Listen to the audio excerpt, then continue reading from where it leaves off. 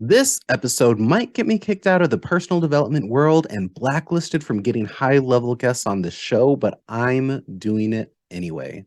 Hello, action takers. We are doing something a little different today. I'm going to do a full recap and review of The Art of Living with Matthew McConaughey. And I think we all feel that it's time to stop settling and it's time to start living. It's time to get more out of life, and this event had the steps to do exactly that. However, I know a lot of our listeners can't take basically 5 hours out in the middle of a weekday to listen, and I know there are a ton of people around the world with time conflicts as well.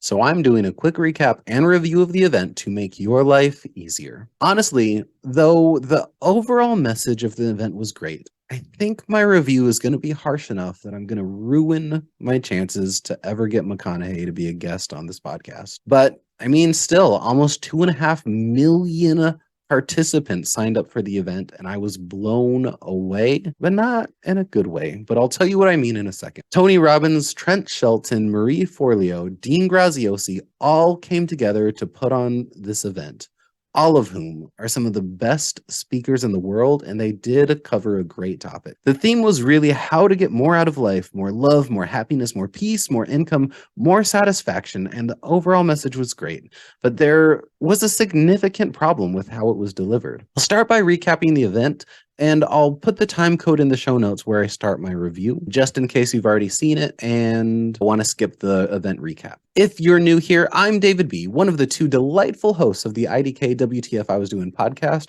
This show is designed for you if you're someone who started a new business project or are attempting a lifestyle change, but you're feeling overwhelmed or frustrated. Through our podcast, Teresa Merrick and I are here to get you back on track quickly and easily.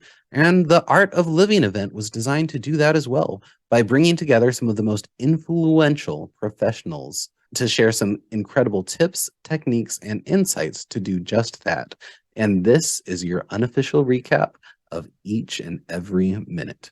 So listen through the whole episode. If you're new, be sure to hit that follow button so you don't miss a thing, because I'm going to cover how the largest event in history just marked the end of the personal development industry as a whole. Have you ever started something new and didn't finish it? You were excited. You invested time and money. You got stuck.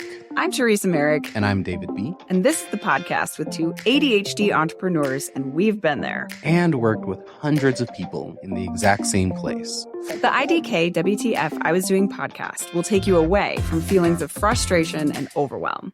And lead you to the clarity you need to take action and get shit done. Listen today, because it's important to admit that no one really knows what the fuck they're doing. All right, action takers, and welcome back. Let's jump right into the review. So there were almost 2.5 million people at this event, which is just astounding. KK started us off as always. She's kind of the typical MC for Tony Robbins and Dean Graziosi.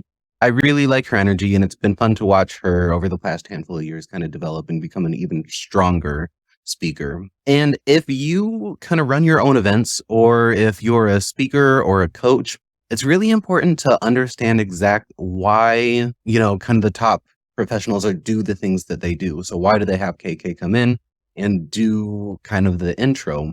And she's really setting the stage and setting the mood and setting the expectation for everyone at the event. She specifically says, she literally tells us to lean in, put our hands on the keyboard, turn on the camera. She tells us to stay to the end because to miss a minute is to miss way too much. She says and she's right, she says what you're going to experience will lead you to a land of more love, more abundance, etc. So she tells us to keep our energy up. And it is a really good point that the difference that makes the difference is how you show up. We all want more in some capacity. So she says, are you sitting back passively, or are you completely and totally engaged? Are you ready to experience more? Because if you want more, it's important to give more to this event. And it is absolutely the way to get people involved. You want to make sure that your audience who's listening is captivated and paying attention, especially for an event like this. So she did introduce Dean. For those who don't know, he's kind of the person behind mastermind.com. He's been running the biggest events, over the past 5 years, and is really teaching. He's kind of the premier teacher of how to do online personal development events. So I think this was kind of the beginning of what felt a little weird in this whole event altogether, because though a lot of us, like me, who've been part of this network, who kind of know who the players in this industry are, we know who Dean is, and to have him introduce a guest is very normal because they're normally his events. However, he's not a big of a celebrity as Matthew McConaughey, right? So to have KK come on as the MC, and then we had another MC most people really didn't know, it was a little weird. And the other thing about Dean is he tends to steal people's thunder. So he'll use their catchphrases before they use them. And he doesn't do it on purpose. He just gets excited. And I think he really honestly forgets that most people haven't seen this as much as he has. And for so many of us, it's the first time seeing a lot of these speakers. So to use their catchphrases before them really, really, really takes away from that impactful moment when the speaker says it for the first time. So I feel like what would have been a much better flow is if Dean came on after Matthew McConaughey's first speaking part, his first presentation, and then McConaughey introduced him and said, hey, by the way, here's the actual mastermind behind this whole thing, blah, blah, blah. And then McConaughey built up Dean. That would have given it a lot more weight and credibility instead of KK saying, here's this guy who we don't know KK, we don't know Dean. Most of the people there are for Matthew McConaughey. And so it was just taking a long time to get to him. So, but yeah, those are just kind of my thoughts on that one. Now, Matthew McConaughey came up and he talked about how after publishing Greenlights, he was asked over and over to do more and go deeper into it. I don't know if that's true, but it's what he said. And I'm going to go a lot more into all of this in the review part. He started by thanking Dean and Tony and just talking about how they're here to do more than just inspire. They're here to transform. He thanked us as the audience for being here and for being courageous and playing full out. And he said the magic words, right? Investing in ourselves. It's always important to talk about that as early as possible. If you are someone who is selling your own programs or courses, you want to really set the mindset of you are investing. And even if it's just time, right? Because it does, for anyone who was actually there for the whole 5 hours, that's a lot of time to be there in the middle of the week. So he says, the first thing we have to admit is that no one is coming to save us. The lottery ticket probably won't win, and those goals and dreams aren't going to achieve themselves. So now is the time to re-engineer what we're doing to get what we need.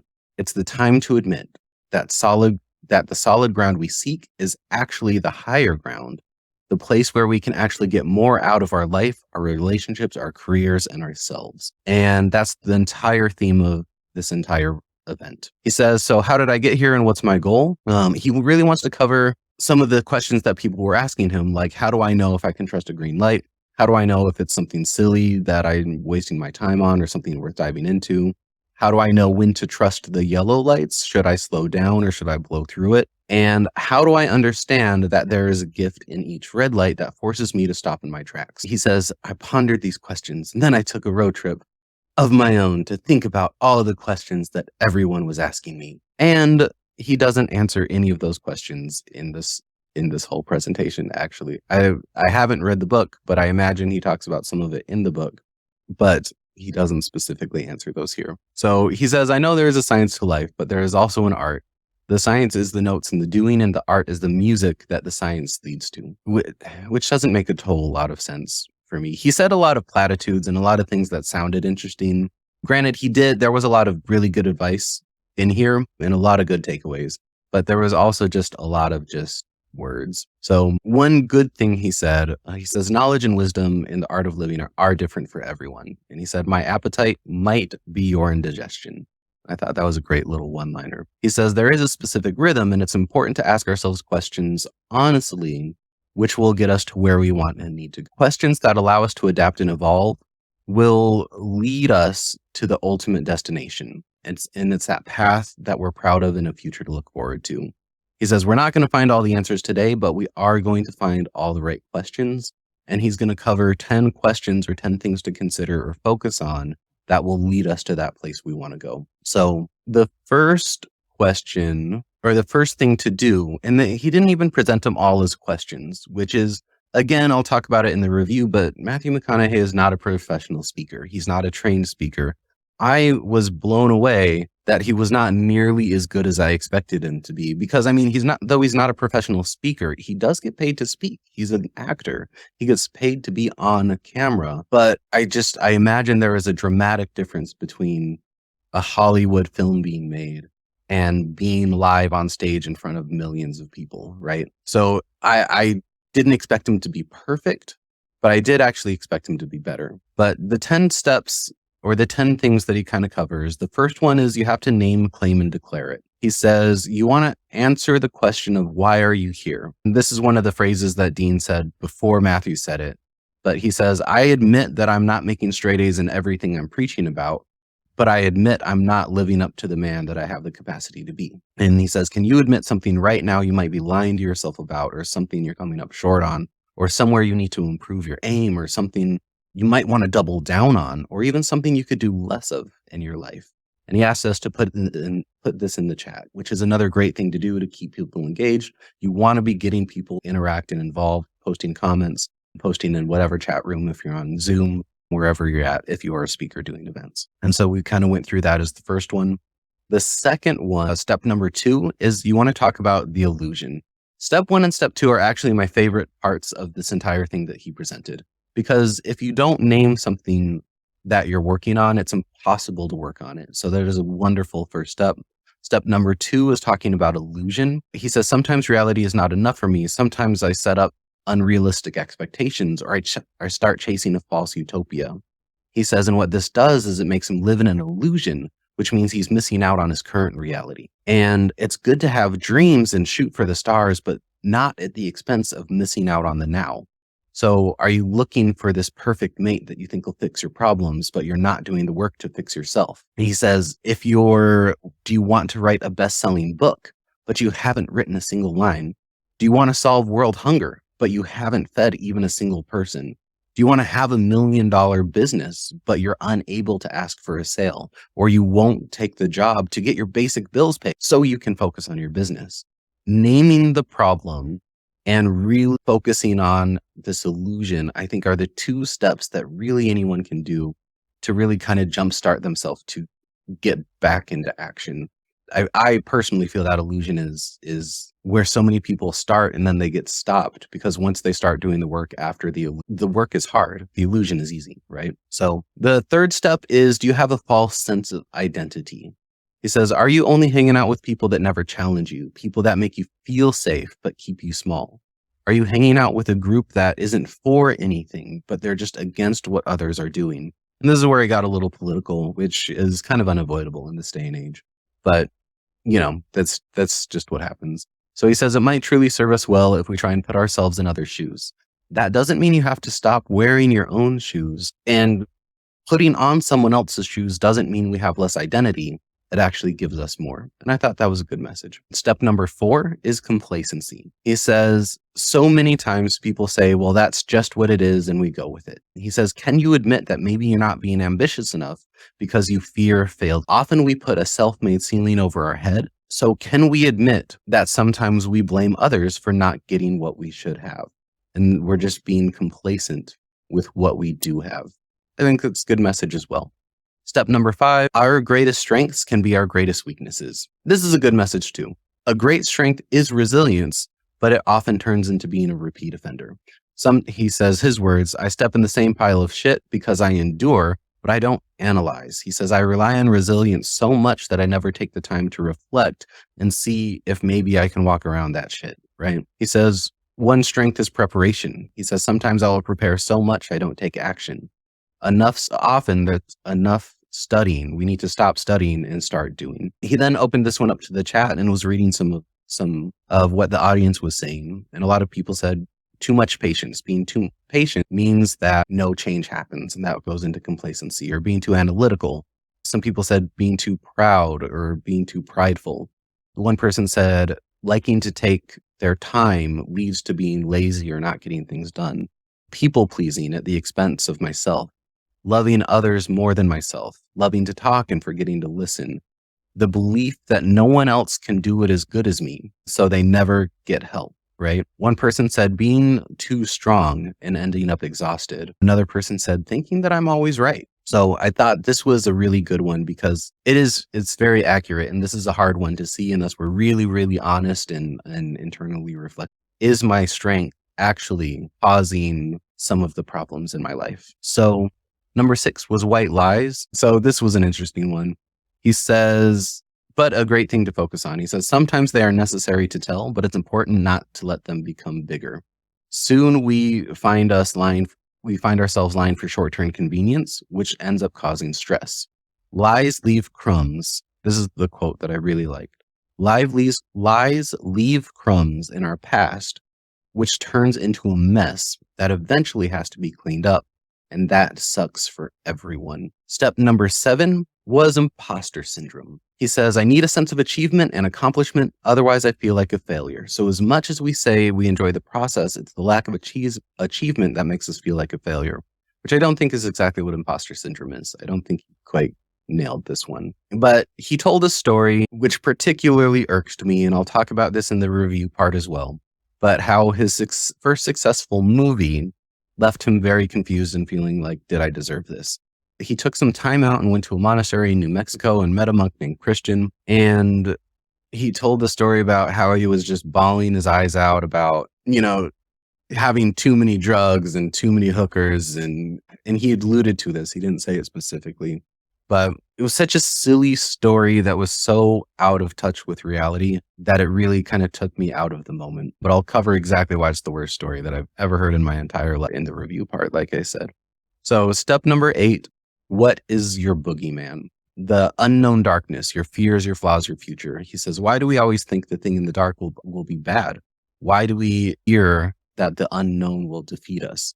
Most of the time when we confront the thing, we find out it wasn't nearly as bad as we expected. Eventually, we have to look that monster in the eye and hold its gaze, and eventually it will become mortal, and then it will become manageable. If we don't look it in the eye, it will start to grow and it will reseed. And as we reseed, it will proceed. The cost of facing our fears isn't free. We can have fears and flaws and still get to our ideal life. I do like the imagery of the having to face that monster, but as we face that monster, it becomes less powerful. Thought that was a really, really great analogy that he made, or allegory. So step number 9 is gratitude. He says, do you dissect your success more or your failures more? Most of the time, most of what we do is we dissect our failures a lot more. Are we seeking and moving towards a more meaningful chapter in our lives, or are we just running away from a negative past? This was an interesting take. He said, often our midlife crises are because we forget and don't realize or show enough gratitude for the successes in our past. Interesting take. It could be true. I don't actually know.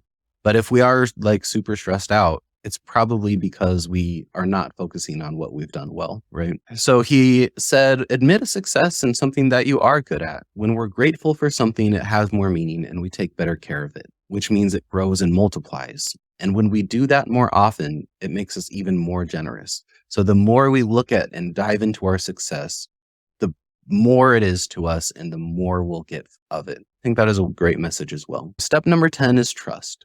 So again, he got a little political here too, but again, this day and age, it's kind of hard not to.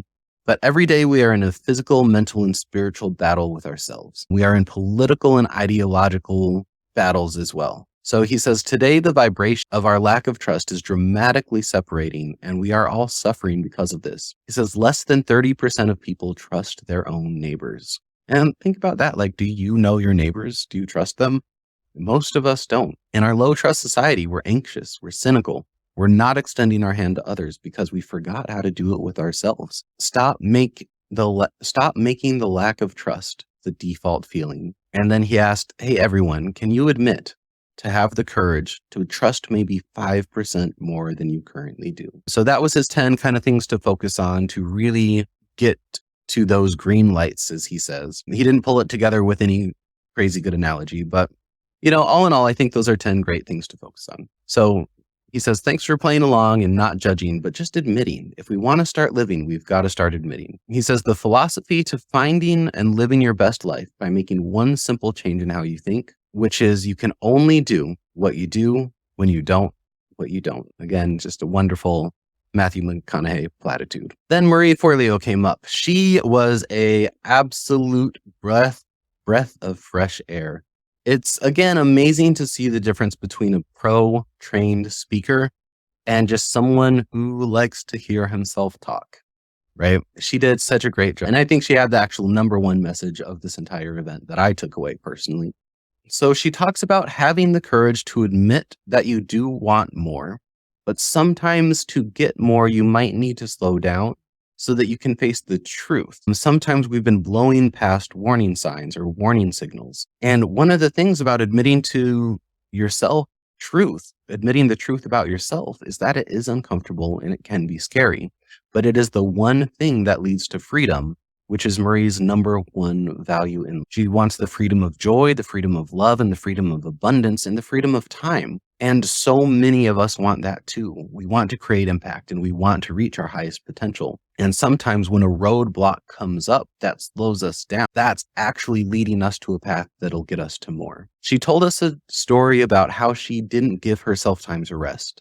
She was pushing and pushing, and she felt that that must be the secret to her success. And she said, if I stop for a minute, it would lead to the crumbling of everything else in her life. And over time, she just started waking up with her first thought of, I just can't do this anymore. She wanted to run away. She wanted to just disappear or not exist, even though she was eating right, journaling, meditating, exercising. But none of that was working. She was still anxious and depressed. And she said she felt trapped and burnt out. She said, I was so addicted to engineering the green lights in my life that I was ignoring the reds and yellows. And then she started having unusual pains. She went to the doctor, who said her adrenals were shot. The doctor said it's a miracle that you're able to get up in the morning. She ended up having tumors growing in her abdomen and had to get emergency surgery. This was life forced a red light in her world because she wasn't able to do it to herself. So sometimes it's important to do a little bit less in order to do more. Now, most of us have developed patterns that were useful at one point in our life, but we do need to admit that some of these old ways are doing more harm than good. She gives us the one simple science-backed trick to get out of bad patterns, because she felt that when she was just busy, she was constantly telling herself, if I can just get through the next few months, I'll finally be able to breathe. But again, that overwhelmed feeling never left because the internal self-talk always reinforced the feelings. So she changed her mantra to, I don't do overwhelm. She stopped booking things and filling up her calendar with anything that wasn't a resounding yes. And just the phrase, I don't, as opposed to saying I can't or just a no, is proven to be 8 times more effective at creating a change in behavior. And I really love this because it is so simple. It's immediately implementable. And I think it's really effective, because if we just start saying, I don't blank, it becomes our choice, and it's an expression of our identity and our own standards. When we say, like, I can't, so if we're on a diet and we say, oh, I can't have carbs, that's a very different, it's a restricted feeling. It's saying there's something else in my life that's controlling me, that's not letting me allowed to have this. When we say, I don't do carbs, that's an intentional choice. And it really it's a very powerful feeling. And maybe it's not overwhelm. So maybe it's guilt, or maybe it's procrastination or perfectionism. Maybe it's looking at your phone. So what's a thought or behavior pattern that you know is holding you back from your goals? And just change your mindset to, I don't do this. Your brain is very receptive. Whatever you tell it most about your experience in your life, your brain will go about creating it. You are the conscious creator of this life. You have a choice. And so why not right now just choose to change one little pattern that will get you on that path to more? I think she did a wonderful, wonderful job. She was a great speaker. I'm excited I'm going to find out more about it. I actually don't think I've heard her speak before this. And she just knocked it out of the park. So Dean came back on, and Dean, if you don't know who he is, and this is your first time seeing him, he's an expert salesperson. Again, I'm going to talk about it in the review, but I don't love the way he talks generally. Like, I don't like his presentation style. I've actually met him in person, and he's the most genuine and likable guy you could ever meet one-on-one. He's really cool and just surprisingly genuine. I know I said the word genuine twice, but it really comes up that he actually cares about other people. So he's not just some sleazy salesperson, but his presentation style just feels like a sleazy salesperson. But even if we don't like presentation style, I think it's always really important to hear the message around it or hear or get some takeaways. Even if we don't like how it's being presented, there's always good information inside of it. So Dean talked about how this is a shifting time and his job is to come up and prep the audience for being sold to. So again, if you're a presenter or speaker, these are things you want to pay attention to. So we had him in the beginning, built up with his credibility, being introduced by KK, and then introducing Matthew McConaughey. And then he comes back and he's here to kind of get us ready for the offer that's clearly going to come that I think a lot of people didn't know was coming. Because again, a lot of people were here for a celebrity and not here for personal development. So just really interesting take. I don't know if it was done. I think it was done the best that it could have been done. I can't think of another way other than switching him at the beginning, or maybe even have him talk like right after Matthew McConaughey before Maria Forleo. But it just did feel a little disjointed. And I think the comments explained that people felt that way in the comments. But Dean talked about how it's a shifting time. Sometimes we're doing okay, but sometimes we get stuck and need to start over. Now celebrate yourself for being here. So many people complain. But again, the people who showed up, the people who are even going through my review on here, you guys are the one doing something more than so many others. We're here to learn the art of living. Now, about 5 years ago, and this is true, Dean came across the phrase, own your future. If you don't own your future, somebody else is going to own it. If you don't own your calendar, your time, if you don't own the decisions that you make, can you really be in charge of your life and your future? When you're not, it builds up resentment. It builds up frustration. So many of us are here because of that exact feeling. So he goes over the 3 C's of life impact. And then he added a final P on there for a very specific reason. So the 3 C's of impact are change. The first one is change. This is the one that so many of us get excited about, but causes so much fear in so many other people. Change is hard. But again, he says, often we think change has to be a complete 180, which is what really turns people off. But often even just a single degree over enough time can lead to miles of change. Can you change your whole life with half an inch? Absolutely. And again, he uses one of Tony Robbins' phrases, we overestimate what we can do in a year, but underestimate what we can do in a decade. The second C of life impact is courage. Moving forward even when you're scared. So again, it's not the absence of fear that makes courageousness. It's the progression through it despite having fear. He says, imagine getting to the end of your life and you see a video of the man or woman that you could have been. Here is the point where you could have made the choice to change, but you thought you were too old or too naive or that people would laugh. How scary is it to think that you'd be able to see the life that you missed out on? At that point, when you see it, would you want to go back and get that life? And he really says right now, because we're at this event, you do have the chance. Today is the day where you can choose to make a change in your life and get to where you want to go or get somewhere wildly different than you are, but you have to make a choice. The third C is confidence. What if confidence came by doing less of the things that take your confidence away? What things do you do in your life that hold you back from being all of you? He says there is so much. Okay, so one of the things that robs confidence is working on your weaknesses. He says, why would you work on what you're bad at? Just work on what you're good at. Find the things that build your confidence and do more of it. And all the little things that come up and create stories in our life that hold us back. But reversing those stories and having the confidence to move forward is the key to an impactful life. And at this point is where he added on the P. So this is a probably normal talk of his, the three C's of impactfulness. He added on the P specifically for this event, because again, he's prepping you to be sold to, which again, not inherently bad, because he does want to make an offer. They are here to make money. But I do think it was just a little bit weird how this whole event came together.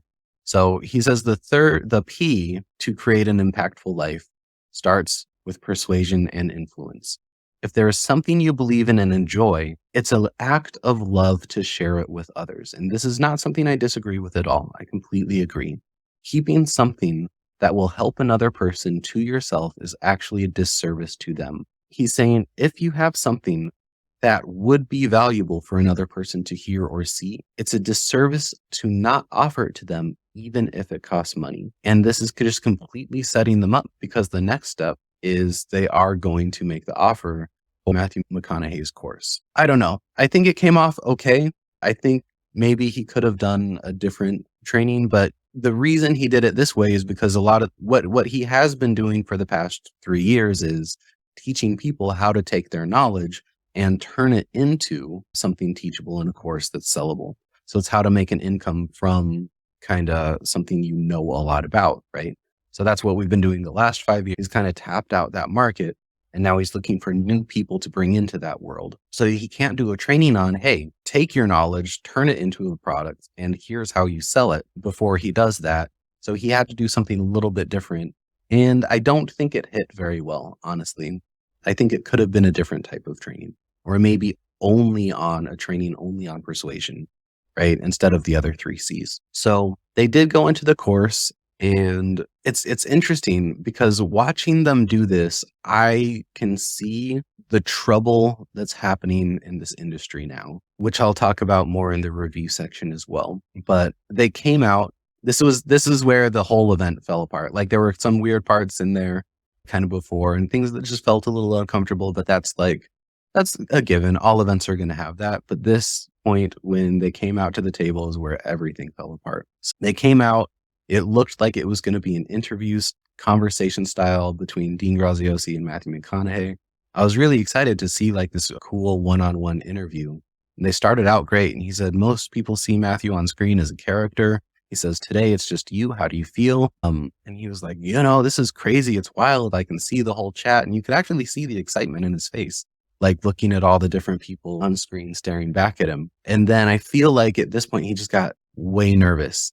And Dean asked a question and he just didn't really give an answer. And then he was like, well, we put together a course that's going to do this thing, which I don't think he was supposed to say yet. And then he just got nervous and and Dean was like, well, if you want, I can totally present this course for you. And Matthew was like, yeah, you do that. I'm just going to go over here. I'm just going to walk away, and just totally became removed from what's supposed to be this passionate project of love that Matthew McConaughey has put together for all of his adoring fans, but he couldn't even explain it or be on screen while it was being explained. So it really took all the credibility away of this actually being his passion project. So they talked about what's in the course, which is broken into an immersion and discovery section, a repetition and momentum section, a community and accountability section. And then here's where it just gets even weirder. There's a live completion that goes for 8 weeks, which again is nice. It's nice to be able to do these things together with a community.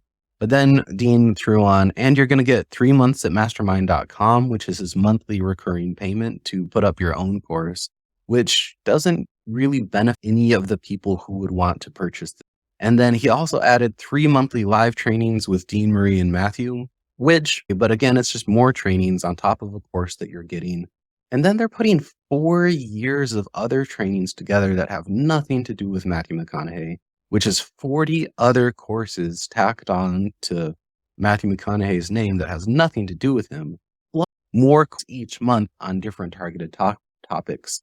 So it really felt like the late 90s and early aughts when they were just trying to throw CDs at us because they have warehouses full of CDs that they can't sell anywhere else. So they're like, hey, if you buy this one famous artist, you're also going to get 20 other CDs of people you don't know. And which was just really the end of kind of that era of the music industry. And that's exactly what's happening now, because 5 years ago, they did come together and Tony Robbins and Dean Graziosi showed the best way to create or to help people turn their knowledge into a packageable thing that they can sell that's presented in a way that's interesting and really helpful for the people that want to see it, and taught them how to sell it in a good way. So the industry, especially after 2020, has been flooded with good quality course content. A lot of bad courses out there too, but just an almost infinite amount of good ones. and we can't give them away anymore. We can barely sell them, and we can barely give them away because people don't have time to go through hours and hours and hours of content, no matter how good it is. So no one's going to be able to get through all of the information that's in this $400 product that they weren't even expecting to be sold. However, I did do the math. With 2.5 million people there, if only 1% of people purchase, that's something like $8 million of revenue generated for them. So they're coming out ahead in this adventure. So they did that. They took a little bit of a break, and then Trent Shelton came back on. He is an absolutely wonderful speaker, high energy, great things that he talked about. He's awesome to hear. But he talked about how everyone deals with limiting beliefs. And this was great. He says, what's your definition of enough? If we're looking at a limiting belief and we're saying, hey, I'm not good enough for this, I'm not going to be able to do this because I'm not worthy enough, I'm not responsible enough. He says, what's your definition of enough? Most people don't even have a definition. He says, you're comparing yourself to something that doesn't even exist, and you're upset you don't have it. How can you get something if you can't even define it, right? So he says, you need to get rid of that prison perspective. Life is less about what happens and more about the meaning that you give it. The you inside, the you haven't met yet, is the greatest you, and it's begging to come out. He says, at this point, you have a choice that in 1 year, he says, is that greatest you going to still be a stranger, or will it be your best friend? Are you just going to be typing about change again in a year, or will you be just talking about it, or are you going to do it? For so many people, those visions just stay visions. And he says one type of person that is just one of the worst to be is a watcher. Those who just sit back and watching others on stage, watching other people live their dreams. His biggest fear is that too many people are going to die a watcher. He says, you have been assigned to reach people that only you can reach, but you're leaving your gift wrapped up if you're not sharing it. And you know what I'm talking about because you're here. You know that there is something inside of you meant for more. That hits so hard because, again, the people who show up, the people who are on these events do know that. And they also have all of these fears, these limiting beliefs that are keeping us back from getting to that next place. He says, your next level might not be upward, but inward. So many of us discredit ourselves and feel we're not enough, but you're just one choice away from a new beginning and a commitment away from a new life. Huge. The next thing he talks about, again, which is very often talked about in personal development, especially when we're selling something, is that small mindsets can't comprehend big visions. It's oftentimes the people closest to you who don't understand what's meant for your life.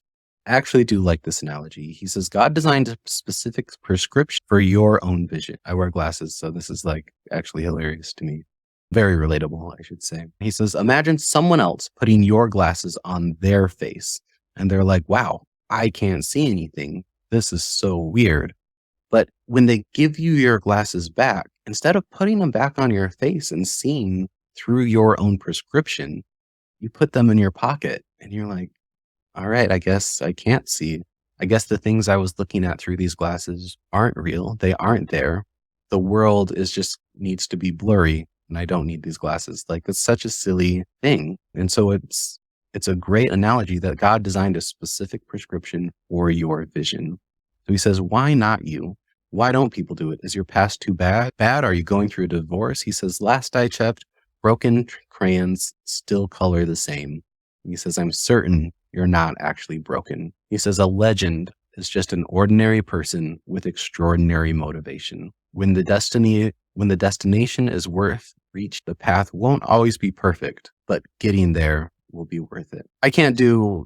He's so passionate. Trent Shelton is so passionate and such a great speaker that even just covering this doesn't do it nearly enough justice. So I definitely, if you watch anyone, I would just go watch him. Probably and Marie, the two they gave the least amount of time to, I thought were the best speakers here. Then Tony Robbins kind of came back out. And again, it seemed like they were going to do a one-on-one question and answer with each other.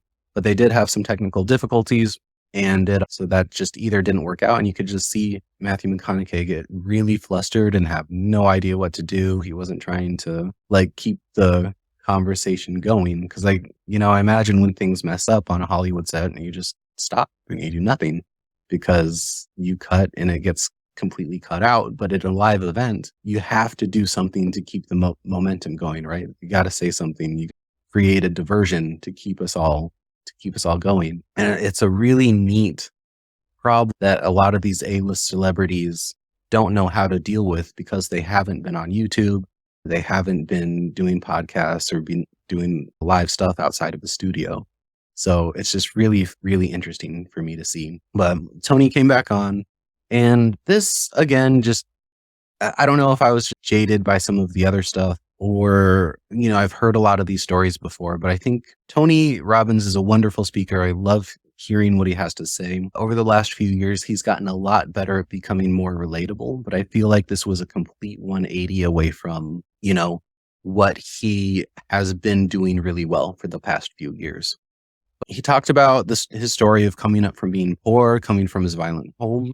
A lot of us have probably already heard these stories before. If you haven't, you'll hear them again. They're kind of all over YouTube. But he talks about how your biography is not your destiny, and where you've been does not mean it's where you have to go. Because of his backgrounds, a lot of the struggles that he had, he really wanted to become that social psychologist. He wanted to know what makes some people successful and others not. And as he shared before, it came from him going to a seminar, and by attending an event, investing in the event and into himself, he was able to take action in order to really turn his world around and become the man we know today as Tony Robbins. In the review section, I'm going to cover why his entire presentation was completely out of touch with the world today and what really frustrated me about it. But some of the big takeaways really were, you do need to master your emotions. It is about being resourceful. It's never a lack of resources. He talked about the rocking chair test, which again, at the end of your life, if you're sitting back in your rocking chair, will you be happy not doing the thing that you want to do? And he used his example of learning how to get his pilot's license. And he just sat back and said, at the end of my life, if I don't get my pilot's license, will I be happy or will I feel like I've hugely missed out? And that caused him to go get that license. He also told a race car story about how he was learning to drive a race car, and it really dialed in the lesson on focusing on where you want to go and not focusing on what you're trying to avoid. Because if you focus on hitting the wall, you're going to hit the wall. But if you focus on your destination, you're much more likely to get there. He also, again, used his phrase that Dean used earlier, that people tend to overestimate what they can do in a year and underestimate what they can do in a decade. And this actually hit, when he explained it, this hit different for me than it ever has before. Because overestimating what you can do in a year isn't necessarily a bad thing. But when we overestimate that year, for me, I tend to get really discouraged because I didn't hit that goal that was a year out. And that leads me to take less action. And I've never really put that together, that's what the first part of this phrase meant. It's always the underestimating what we can do in a decade, which is what I focus on.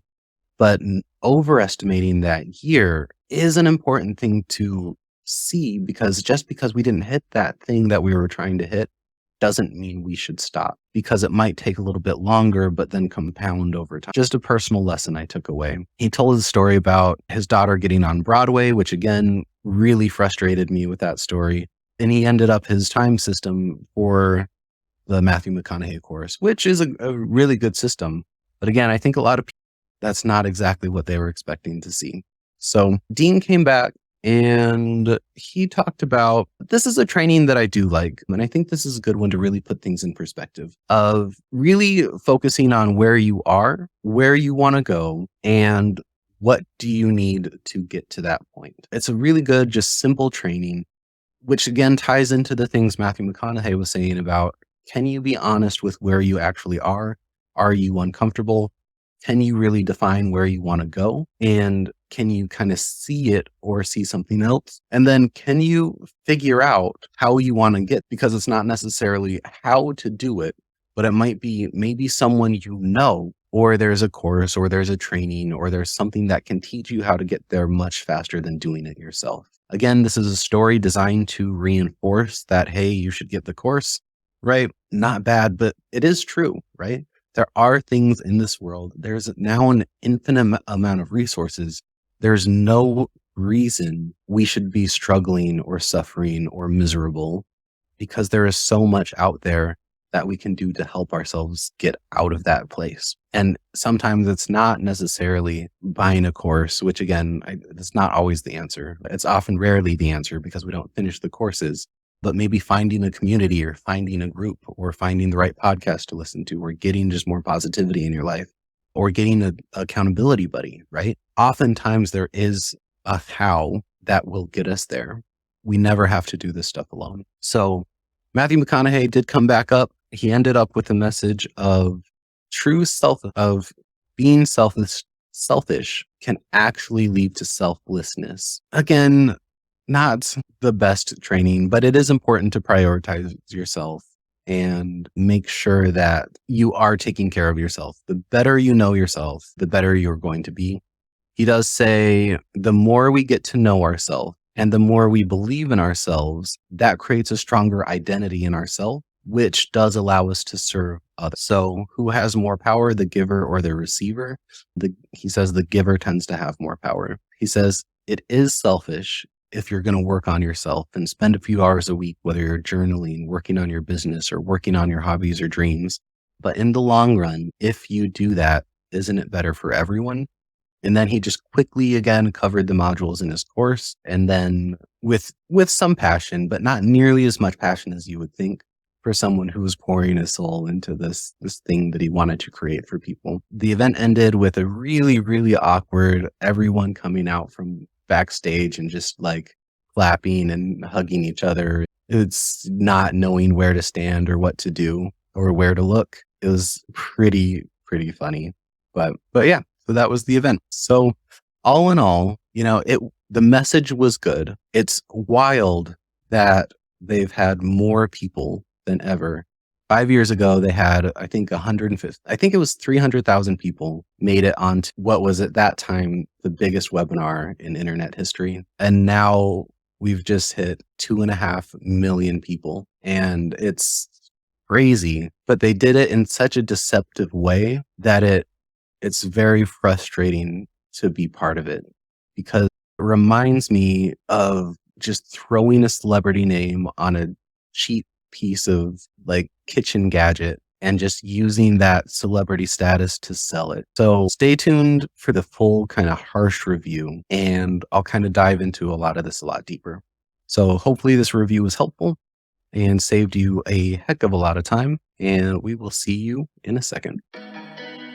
Have you ever started something new that you were really excited about and invested time or money into, but after doing it for a while, you reach a point and you just feel like, I have no idea what the F I'm doing? There's that bubbling up of frustration because you're not quite as good as you thought you'd be, or it's nowhere near as easy as you expected. Then suddenly, a wave of guilt comes at the same time, and you don't really want to or feel like you can express this to anyone. Having a dream you want to accomplish can be very sad and isolating. It's lonely because visionaries tend to see the world the way that it could be, instead of settling for the way the world currently is, like most people do. We believe this so deeply that we wrote a book with the exact 4 steps to help. This guide is designed to take you out of that feeling of frustration and overwhelm and lead you into the calmness and clarity that you need to reach the life that you know in your heart you're destined to have. If you've started a project or a goal but have stopped, gotten stuck, or are starting to feel burned out, this is 100% the book for you. Go to IDKWTFpodcast.com today and download your digital copy with the coupon code ACTION to get it on us, because we want to join you and be your supportive friends and partners throughout your journey. It's only free for a limited time if you use the code ACTION by going to our website, IDKWTFpodcast.com. Check it out today and let's get unstuck together. Okay, so I get particularly frustrated with celebrities being where I don't think they belong. I didn't like them when they first got onto TikTok. I don't want to see them in political ads.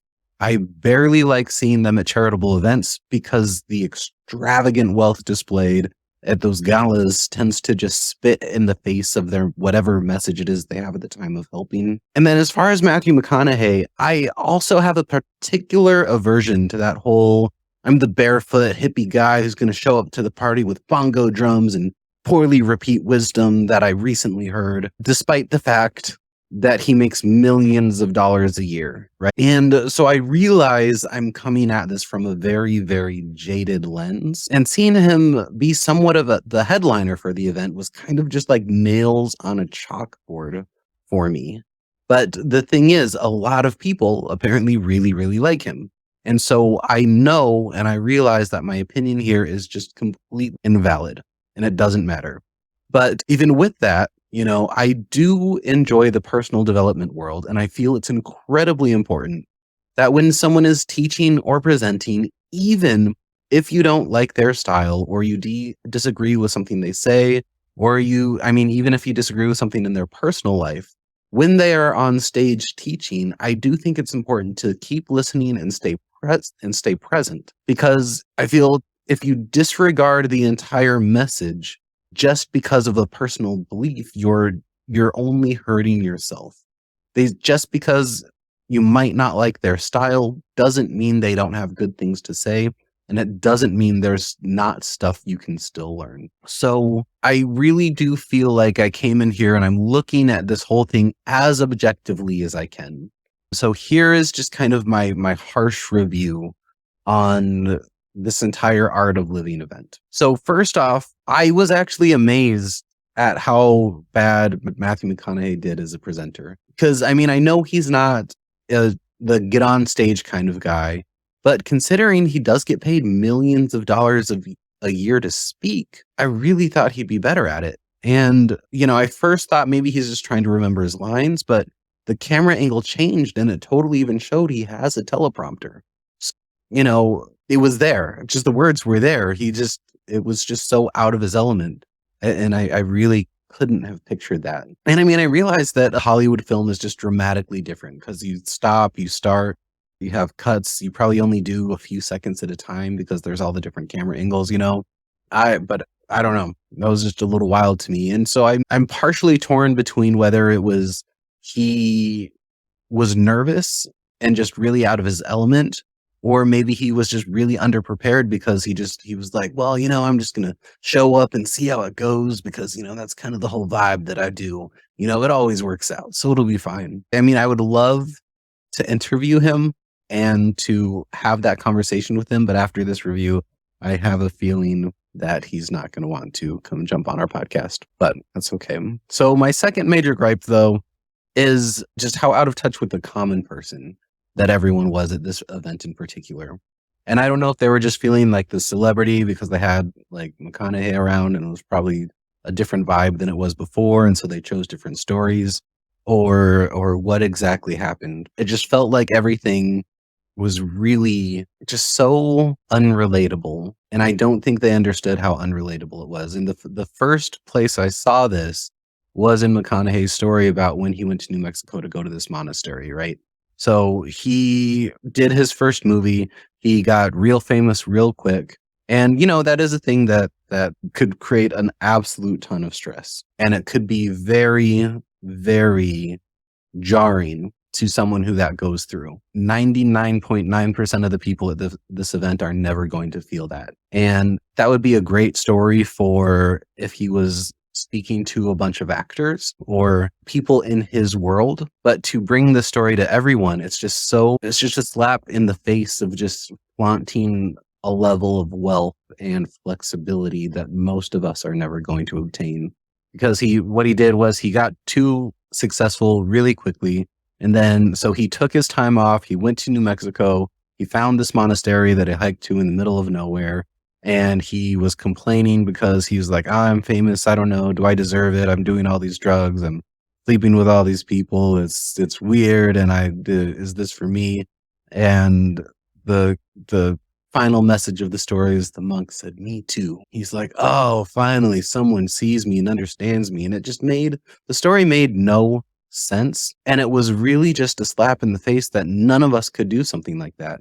None of us could leave our jobs for undisclosed amount of time, leave our families, leave our financial responsibilities, go to a monastery in the middle of the country and stay there for X amount of time without literally destroying their life and their world that they're coming back to when they finally get out of that monastery. It's just, so that was just incredibly, incredibly frustrating to me to hear a story like that.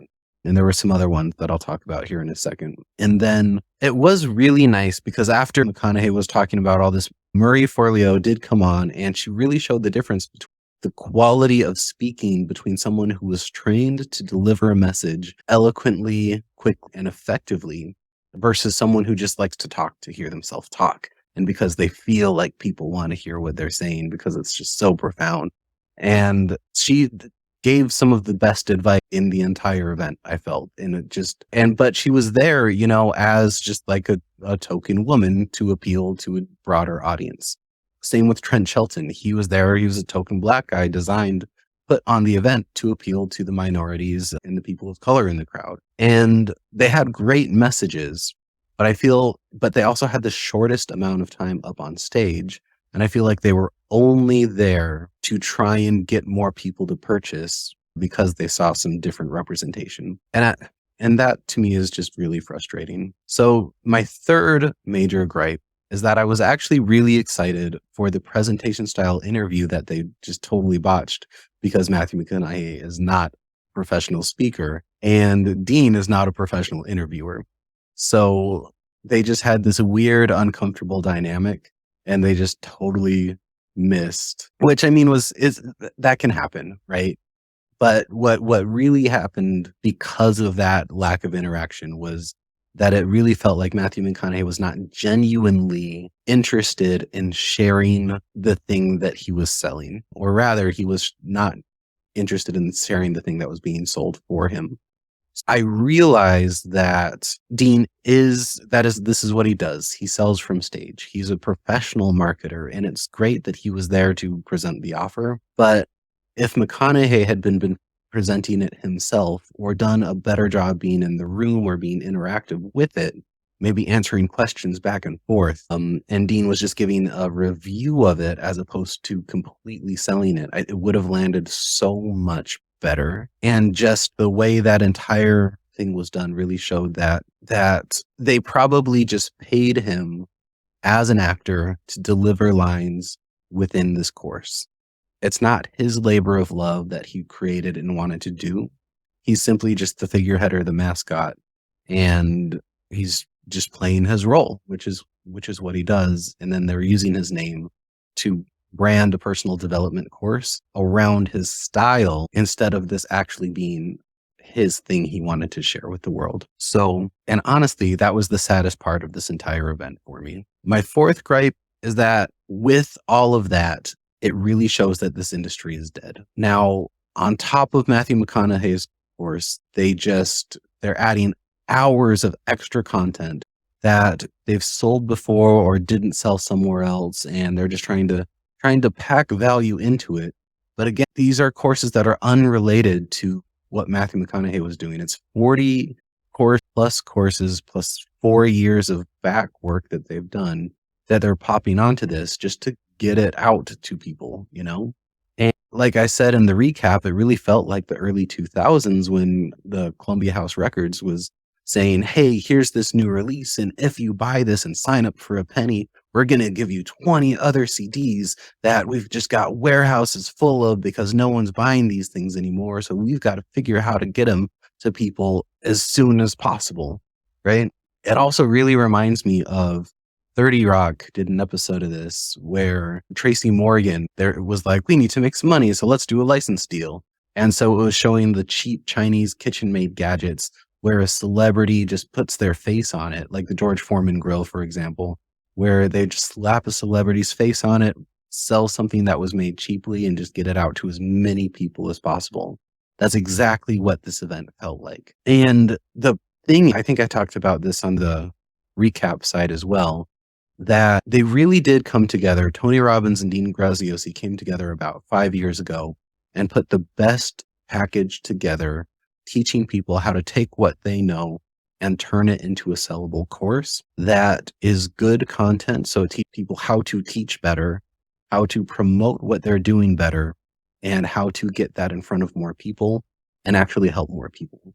And this has gone viral. It was priced inexpensively. So more people have access to this knowledge than ever have, which means there are more great courses out there. Again, a lot of bad stuff on the market as well, but a lot of really good courses that a lot of people have made that are helping people do other stuff. We really don't need any more courses. There's nothing else really needs to be developed because someone out there has done it somewhere. And it's created a really big issue because now what do a lot of the coaches and what do a lot of the people who really want to help others do?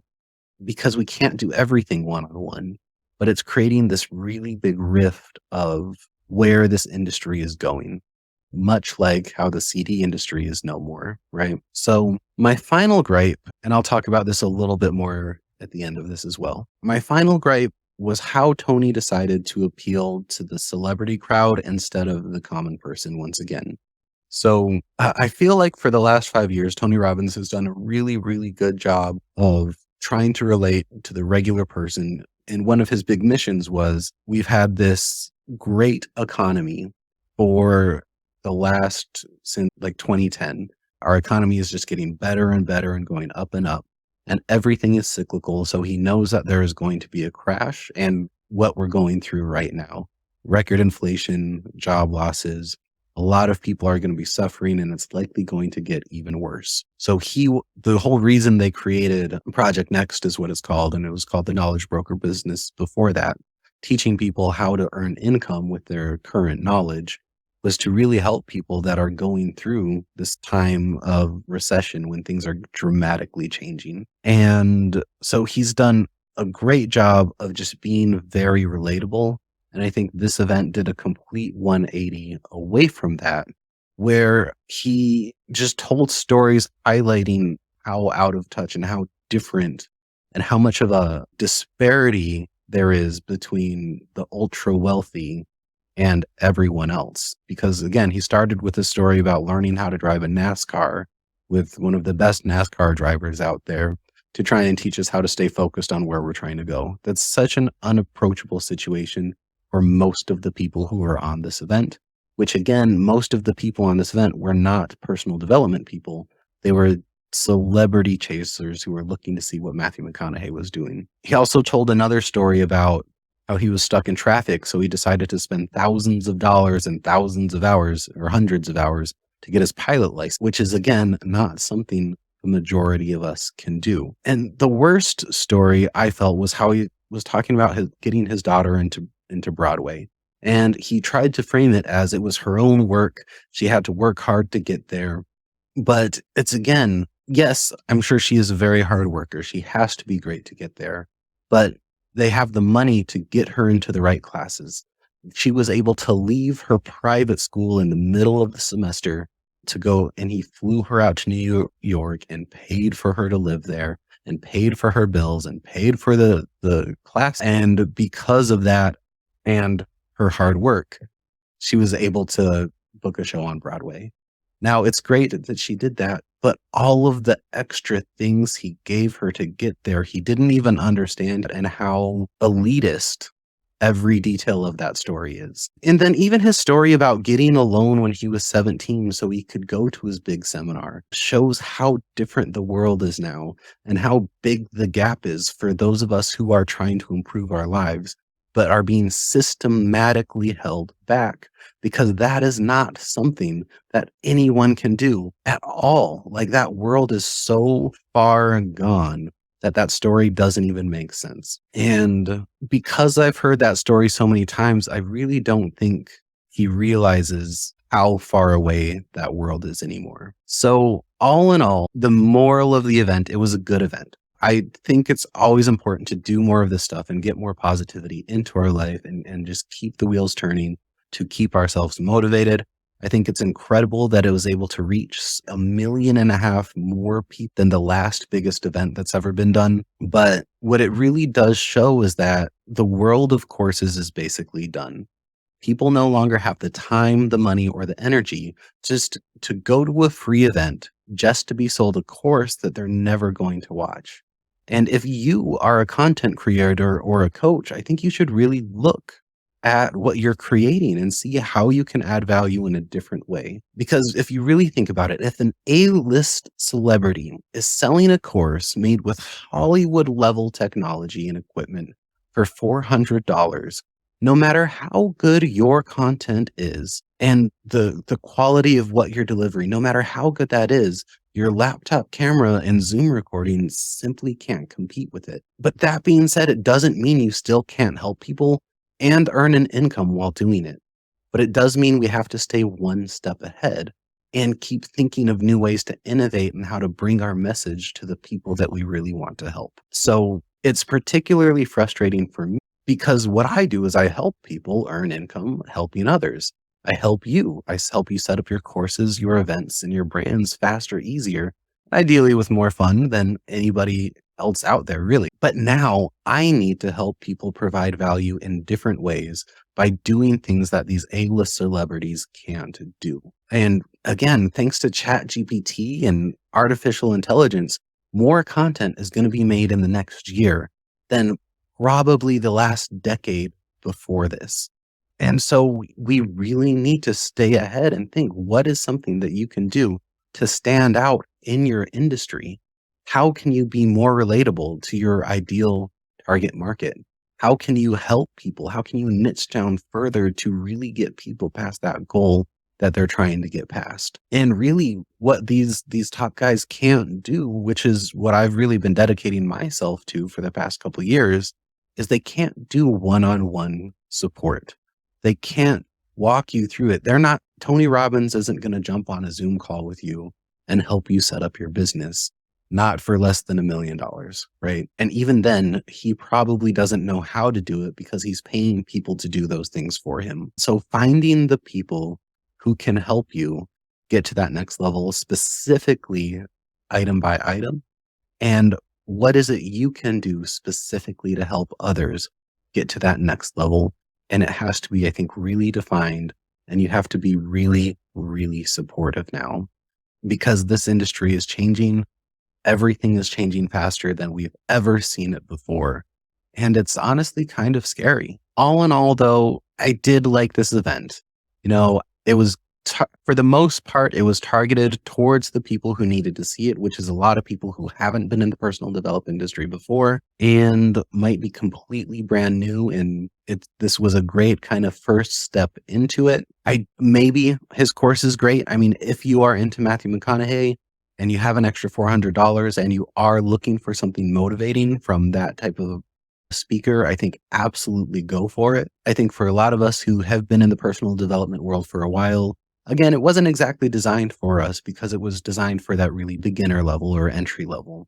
And that's not a bad thing. But again, my overwhelming feeling is that this is just a cash grab in a way that they know this is kind of the end of an era. So they're doing as much as they can to earn as much money from this industry as they can as it quickly declines. I just feel a lot of the messaging was poorly done. And I do feel the celebrity kind of switch around is a little deceptive and a little low quality. But all in all, it was an event designed to do exactly what it was for. If you're interested in following along, or if you have tried something new and gotten stuck, frustrated, or a little burnt out, be sure to follow us with the IDKWTF podcast, because this is the kind of stuff we cover. And much unlike Tony Robbins or Dean Graziosi or Matthew McConaughey, we're not some big celebrities. We're not some big names. We do this one-on-one with you. We're not trying to be the know-it-alls. We're just a little bit ahead, and that makes us a lot more relatable. So thanks for, again, follow us along, and I'll see you on the next episode. Thank you for listening. If you enjoyed today's conversation, please consider liking, subscribing, and or reviewing us on wherever you listen to your podcasts. Also, if there's someone you know who clearly doesn't know what the fuck they're doing and would benefit from this topic, please hit that share button and send them this episode. Let's normalize the feeling of uncertainty, asking for help, and admitting that we don't know what the fuck we're doing either.